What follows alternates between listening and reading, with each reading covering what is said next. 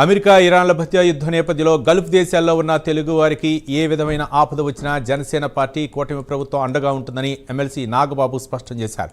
ఎవరూ ఆందోళన చెందాల్సిన అవసరం లేదని భరోసా ఇచ్చారు. ఇక పశ్చిమాసియాలో ఉద్రిక్తతల నేపథ్యంలో గల్ఫ్ దేశాల్లో ఉన్న తెలుగు వారితో వర్చువల్గా ఆయన మాట్లాడారు. ఆందోళనకు గురవుతున్న తెలుగు ప్రజలు, జన సైనికులు, వీర మహిళల్లో ధైర్యం నింపారు. గల్ఫ్లో ఉన్నటువంటి మన జన సైనికులందరికీ, వీర మహిళలందరికీ హృదయపూర్వక నమస్కారాలు. మీరందరూ కూడా మీతో మాట్లాడటం అంటే లోపల నాకు కూడా అవుట్ ఆఫ్ అంటే మన దేశం కాని దేశంలో ఉన్నారు మీరందరూ, అందులో గల్ఫ్ లో ఉన్న వాళ్ళు ఉన్నారు. అది మన తెలుగు వాళ్ళు ఎవరున్నా ఓకే, మన ఇండియన్స్ ఎవరున్నా ఒకే బాధ. అందులో తెలుగు వాళ్ళు, అందులో మన జనసేన కుటుంబం చాలా మంది ఉన్నారు. సో మీ అందరు ఎలా ఉన్నారో, మీ ఊళ్ళల్లో ఎవరైతే ఉంటారో వాళ్ళకి ఎలా ఉందో మాకు కూడా ఇంచుమించు అదే ఫీలింగ్ లో ఉన్నాం.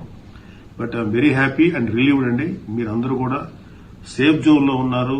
మీ దేశాలు ఏ అయితే యుఏఈ, ఖతర్, లేకపోతే సౌదీ అరేబియా, ఇతర మస్కట్ ఇలాంటి ఏరియాల్లో ఎవరైతే ఉన్నారో, బహ్రెయిన్, ఇక్కడ అందరూ కూడా మీరందరూ చెప్తున్న మాటలు బట్టి నాకు అర్థమైంది ఏంటంటే, అంటే క్లియర్ గా అందరూ ఏదో బేసిక్ గా ఎంతో కొంత బారన్నప్పుడు ఒక టెన్షన్ ఉంటుంది. కానీ బట్ ఈ మీడియాలో చూపించినట్టుగానో లేకపోతే కొన్ని ప్రైవేట్ యూట్యూబర్స్ పెట్టే వీడియోలో ఉన్నంత భయానకంగా అయితే ఉండదు.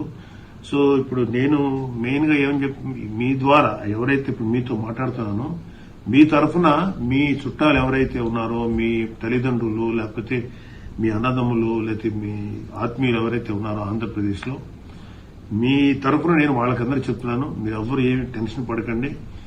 మీ అనుకునేటువంటి మీ వాళ్ళందరూ కూడా గల్ఫ్ లో చక్కగా సేఫ్టీగా ఉన్నారు. మన జనసేనకు సంబంధించిన వాళ్ళు కానీ, తెలుగు వాళ్ళు కానీ అందరూ బాగున్నారు.